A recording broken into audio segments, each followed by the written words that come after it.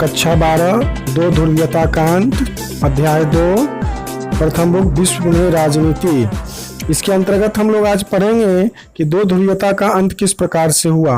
विश्व दो ध्रुवीय था, जिसमें द्वितीय विश्व युद्ध के बाद जो है वह सोवियत संघ और अमेरिका दोनों एक एक जो है धारा का एक विचारधारा का जो है वह नेतृत्व कर रहे थे, जिसमें सोवियत संघ जो थी वह समाजवादी विचारधारा को कर रही थी, जबकि अमेरिका जो थी वह पूंजीवादी विचारधारा को कर रही थी। तो यहाँ हम लोग देखते हैं कि इस चैप्टर में मुख्य बिंदु क्या क्या है अध्याय में।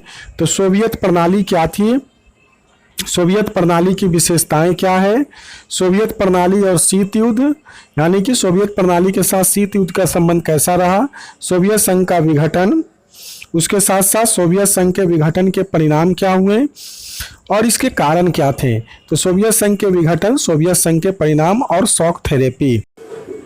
इस अध्याय के मुख्य बिंदु में ये सब पढ़ना। इसके साथ साथ हम लोग देख रहे हैं भारत और साम्यवादी देश यानी कि रूस के साथ या उस जैसे देशों के साथ जो है किस प्रकार के संबंध थे।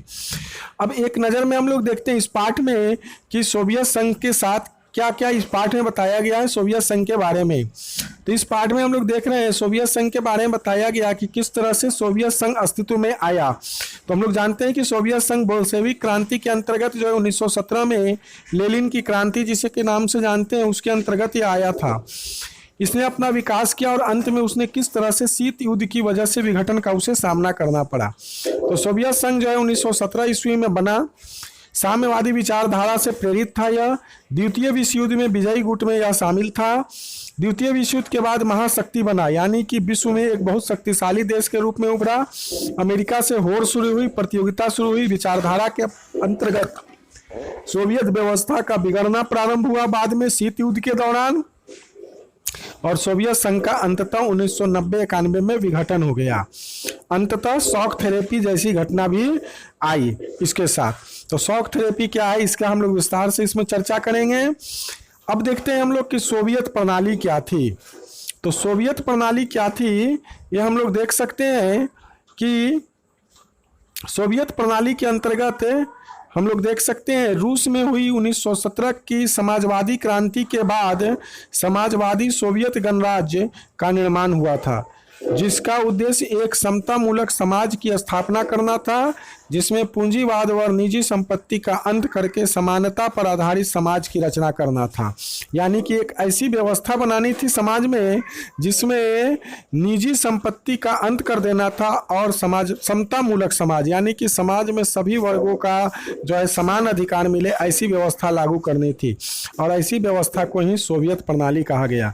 दूसरे शब्दों में हम कह सकते हैं कि सोवियत प्रणाली वह व्यवस्था है जिसके द्वारा सोवियत संघ ने अपना विकास किया।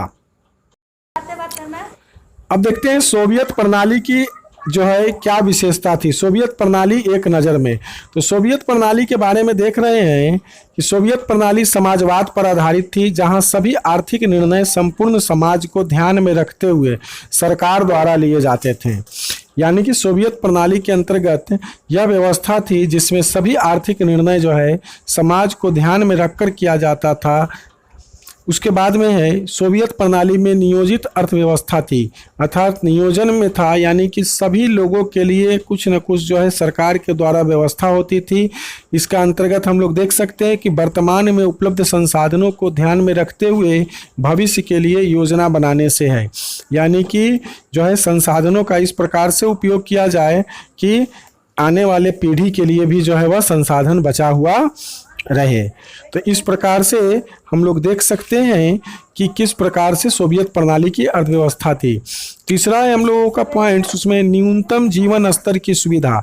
यानी कि न्यूनतम जीवन स्तर का मतलब था एक ऐसी स्थिति जिसमें एक व्यक्ति को वह सभी सुविधाएं उपलब्ध हो जिसके द्वारा जो है सामान्य विकास करना मुश्किल हो। यानी कि वो सारी सुविधाएं उपलब्ध हो जो एक सामान्य जो है जीवन यापन करने के लिए संसाधन चाहिए। उसके बाद में है एक बेरोजगारी। तो बेरोजगारी जो है वह न के बराबर होनी चाहिए। यानी कि सोवियत व्यवस्था ऐसी थी जिसमें बेरोजगारी जो है वह लगभग नहीं थी, तो बेरोजगारी न के बराबर थी।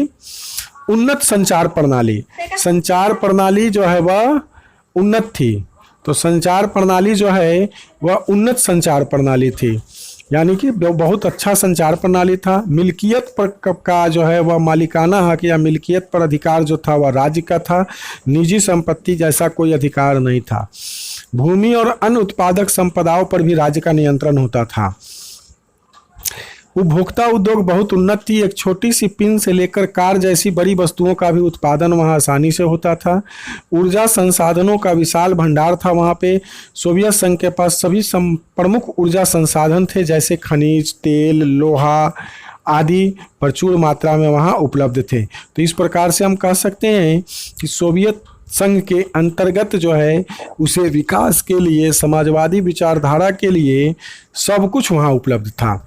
इसीलिए समाजवाद वहाँ जो है वह प्रचार प्रसार हो सका, उसका प्रसार हो सका तेजी से, या समाजवादी विचारधारा का वहाँ पे विकास हो सका। तो इस अध्याय में हम लोग जो है सोवियत प्रणाली को ही मुख्य रूप से पढ़ते हैं कि सोवियत प्रणाली क्या थी और सोवियत प्रणाली जो है किस प्रकार से विकास किया। तो सोवियत प्रणाली के विकास के कारण क्या थे। सोवियत प्रणाली की आर्थिक विशेषताएं क्या थी, इसके बारे में अब हम लोग पढ़ते हैं। तो आर्थिक विशेषताओं के अंतर्गत हम लोग देख सकते हैं कि सोवियत प्रणाली समाजवाद पर आधारित थी, जहां सभी आर्थिक निर्णय जो है समाज को ध्यान में रखते हुए ही सरकार द्वारा लिए जाते थे। सोवियत प्रणाली में नियोजित अर्थव्यवस्था थी, न्यूनतम जीवन स्तर की सुविधा थी, बेरोजगारी न के बराबर थी, उन्नत संचार प्रणाली थी, मिल्कियत पर हक जो है वह राज्य का होता था, भूमि और अन्य उत्पादक संपदाओं पर भी राज्य का नियंत्रण होता था, उपभोक्ता उद्योग बहुत उन्नत थी, ऊर्जा संसाधनों का विशाल भंडार था। यानी कि सोवियत संघ के विचारधारा को आगे बढ़ाने में वहाँ उपलब्ध जो संसाधन थे या उपलब्ध जो वहाँ तकनीक था वह बहुत ही उन्नत था, या कह सकते हैं कि उसके लिए सहायक था। इसलिए सोवियत प्रणाली विकास कर गया। अब उसके बाद देखते हैं सोवियत प्रणाली की राजनीतिक विशेषताएं। तो सोवियत प्रणाली की राजनीतिक विशेषता में देख रहे हैं कि यहाँ केवल एक पार्टी का ही शासन था, यानी कि कम्युनिस्ट पार्टी का ही शासन था, दूसरा कोई पार्टी यहाँ पे उपलब्ध नहीं थे। दूसरा उसके बाद था इसमें पूंजीवादी, निजी स्वामित्व तथा मुक्त व्यापार का विरोध करने वाली नीति थी, यानी कि यहाँ पे पूंजीवादी विचारधारा का, निजी स्वामित्व वाली विचारधारा का या मुक्त व्यापार का विशेष रूप से विरोध यहाँ होता था, किसी प्रकार का कोई छूट नहीं होती थी। तो इस प्रकार से हम लोग देख सकते हैं कि यहाँ किसी भी अन्य दूसरे राजनीतिक दल को यहाँ पार्टी बनाने की छूट नहीं थी, या किसी अन्य विचारधारा को यहाँ पनपने के लिए किसी प्रकार का कोई संगठन बनाने के लिए नहीं यहाँ जो है कहा गया था। तो इस प्रकार से सोवियत प्रणाली में यह बहुत बड़ा राजनीतिक गुण था कि यहाँ केवल एक ही पार्टी का शासन था, और एक पार्टी के शासन होने के कारण जो है आसानी से जो है इस विचारधारा को आगे बढ़ाया गया। कोई भी दूसरी राजनीतिक पार्टी बनाने की छूट यहाँ पर नहीं थी। सोवियत संघ के इतिहास में हम लोग देखते हैं कि सोवियत संघ का जो है गठन जो है या बोल्शेविक क्रांति कह सकते हैं कि 1917 में लेनिन के द्वारा हुआ था, और उसके द्वारा ही शासन व्यवस्था अपनाई गई थी जिसमें समाज के सभी लोगों को ध्यान में रखा गया था। उसके बाद 1924 से 1953 तक जोसेफ स्टालिन ने जो है वहाँ पर शासन किया, और इस जो है विचारधारा को मजबूती के साथ आगे बढ़ाया, जिसमें पूंजीवाद का विरोध था और समाजवाद का जो है वह समर्थन था। सोवियत संघ के विचारधारा में जो है इन्होंने जो है महत्वपूर्ण भूमिका निभाई, और साथ ही साथ इनके महत्वपूर्ण कार्य थे जो सार्वजनिक उद्योग प्रणाली को बढ़ावा दिया। द्वितीय विश्व युद्ध में बेहतर नीति बना करके, रणनीति बना करके जीत दिलाई, और साथ ही साथ जो है खेती का बलपूर्वक समूहीकरण किया, यानी कि खेती को इस प्रकार से कार्य करवाया कि जो है वहाँ आसानी से जो है एक साथ सामूहिक खेती की जा सके।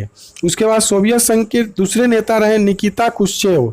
जोसेफ स्टालिन के बाद निकिता क्रुश्चेव ने सोवियत संघ की कमान संभाली। 1953 के बाद उनकी मुख्य विशेषता थी क्यूबा मिसाइल संकट के समय जो है अमेरिका पर दबाव बनाना, अंतरिक्ष में पहुंचने की होड़, स्पुतनिक, यूरी गागरिन को अंतरिक्ष में भेजा, बर्लिन की दीवार का निर्माण करवाया जो 1961-62 में शीत युद्ध का चरम बिंदु था, जिसमें पूर्वी जर्मनी और पश्चिमी जर्मनी के रूप में दो भागों में विभाजन हो गया। तो इस प्रकार से निकिता क्रुश्चेव के समय शीत युद्ध जो है अपने चरम बिंदु पर था, जिसमें क्यूबा मिसाइल संकट 1962 ईस्वी में हुई थी। उसके बाद नेक्स्ट नेता आते हैं, वे हैं सोवियत संघ के मिखाइल गोर्बाचोव। ये मिखाइल गोर्बाचोव जो है ये 1980 के समय में भारत विश्व के महान नेता के रूप में उभरे और यह सोवियत संघ को जो है वह नेतृत्व किया। निकिता खुश्चेव के बाद प्रमुख नेता रहे मिखाइल गोर्बाचोव, जो कि गोर्बाचोव ने सोवियत संघ में सुधार के लिए अनेक नीतियों को अपनाया। इनके समय में सोवियत संघ में भ्रष्टाचार बहुत बड़े पैमाने पर फैल गई थी।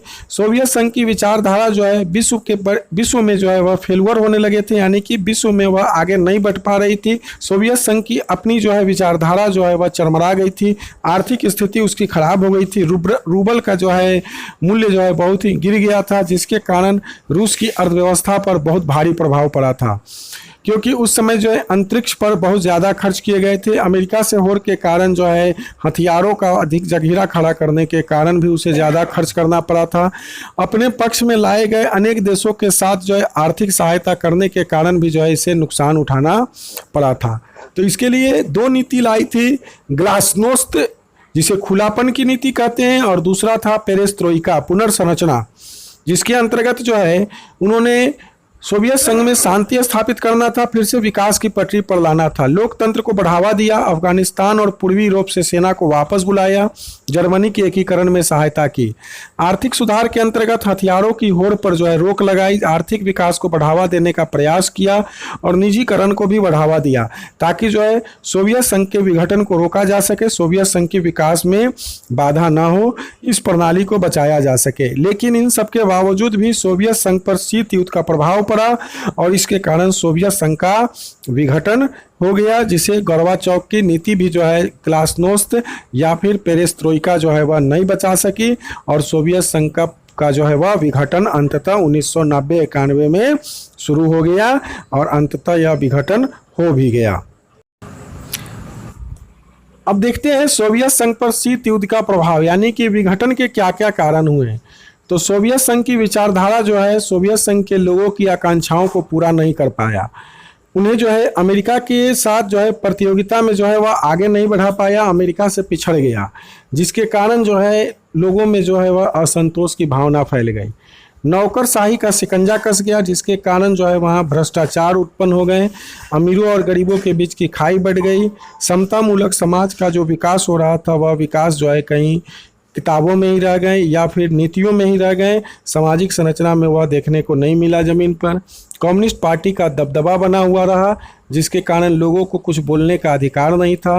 हथियारों के निर्माण में अत्यधिक खर्च हुए, साथ ही साथ पूरे सोवियत संघ में जो है रूस का दबदबा सबसे ज़्यादा था, पश्चिमी देशों से पिछड़ भी गया यह, और रूस जो है वह अकेले अन्य सभी 15 देशों में से 14 देशों पर यह अपना जो है वह हुक्म चलाता था, जिससे अन्य दूसरे देश जो सोवियत संघ के अंतर्गत थे उन्हें लगता है कि यह जो है हमारे साथ दादागिरी करता है या अपना जो है विकास तो अपना करता है, लेकिन उसका हर्जाना हम सब लोगों को भरना पड़ता है। हम लोगों की अर्थव्यवस्था चरमरा गई, इसके कारण रूस के कारण अर्थव्यवस्था भी रुक गई, लोगों में आज़ादी की भावनाओं का विकास होने लगा, जिसके कारण यानी कि सोवियत संघ से अलग होने की जो है वह बात होने लगी। तो इस प्रकार से लोगों के मन में जो है आकांक्षाएं बढ़ने लगी और लोग जो है सोवियत संघ से जो है वह अलग होने पर विचार करने लगे, क्योंकि शीत युद्ध के दौर में जितनी लोगों की आकांक्षा थी सोवियत संघ से वह पूरा नहीं हो पाया, लोगों का विकास नहीं हुआ। और सबसे बड़ा महत्वपूर्ण जो है वह हुआ कि अमेरिका से पिछड़ जाना, चाहे वह सांस्कृतिक में हो या आर्थिक स्थिति में हो या सामाजिक स्थिति में हो, विश्व की बड़ी ताकत के रूप में अमेरिका का उभरना एक बहुत बड़ा कारण था। लोगों के मन में आज़ादी की भावना उभर गई, ये तत्कालिक कारण था। और गोर्बाचोव ने जो सुधार के लिए पेरिस्ट्रोइका और ग्लानोस्त जो लाए थे, इसके कारण भी जो है सोवियत संघ के विघटन में यह बहुत बड़ा कारक बन गया। लोगों में आज़ादी की भावनाएं जो है वह बढ़ गई, लोग आज़ाद रहना पसंद करने लगे कि हमें किसी भी प्रकार से आज़ाद होना है। और इस प्रकार से आज़ादी की भावना के कारण जो है यह शीत युद्ध जो है के प्रभाव के कारण, आज़ादी के कारण, लोगों के मन में असंतोष के कारण सोवियत संघ का अंततः विघटन हो गया। सोवियत संघ के विघटन के परिणाम क्या हुए पूरे विश्व पर और सोवियत संघ पर इसका प्रभाव क्या पड़ा? तो हम लोग देख सकते हैं सोवियत संघ के विघटन का पूरे विश्व पर एक प्रभाव पड़ा कि जहां दो शक्तियों के रूप में, महाशक्तियों के रूप में जो है विचारधाराओं का युद्ध चल रहा था शीत युद्ध के रूप में, उसकी समाप्ति हो गई। अमेरिकी वर्चस्व की शुरुआत हो गई। सोवियत संघ के विघटन के साथ जो है विश्व में एक ध्रुवीय विश्व का आरंभ होना, यानी कि सोवियत संघ के साथ जो है उसकी टकराव खत्म हो गई। एक अकेले जो है वह अमेरिका पूरी ताकत के साथ विश्व पर अपना अधिकार या वर्चस्व जमाने की बात करने लगी। हथियारों की होड़ भी समाप्त हो गई, क्योंकि हथियारों की होड़ में हम लोग देखें कि अमेरिका के साथ या पूंजीवादी देशों के साथ इसका समस्या था, वो समस्या खत्म हो गई। रूस अपने विकास पर ध्यान देने लगा। सोवियत संघ का अंत हो गया। 15 नए देशों का उदय हुआ। सोवियत संघ का उत्तराधिकारी जो है वह रूस को बनाया गया। समाजवादी विचारधारा को झटका लगा यहाँ पे, और पूंजीवादी विचारधाराओं को जो है वह इसमें बल मिला। तो इस प्रकार से अनेक पॉइंट यहाँ पर देखे गए, जिसके माध्यम से आप लोग देख सकते हैं कि विकास हुए। रूस में कम्युनिस्ट पार्टी पर भी प्रतिबंध लगाए गए। सोवियत संघ के द्वारा की गई संधियों को जो है निभाने की जिम्मेवारी जो है वह दी गई, किसे? तो दी गई रूस को।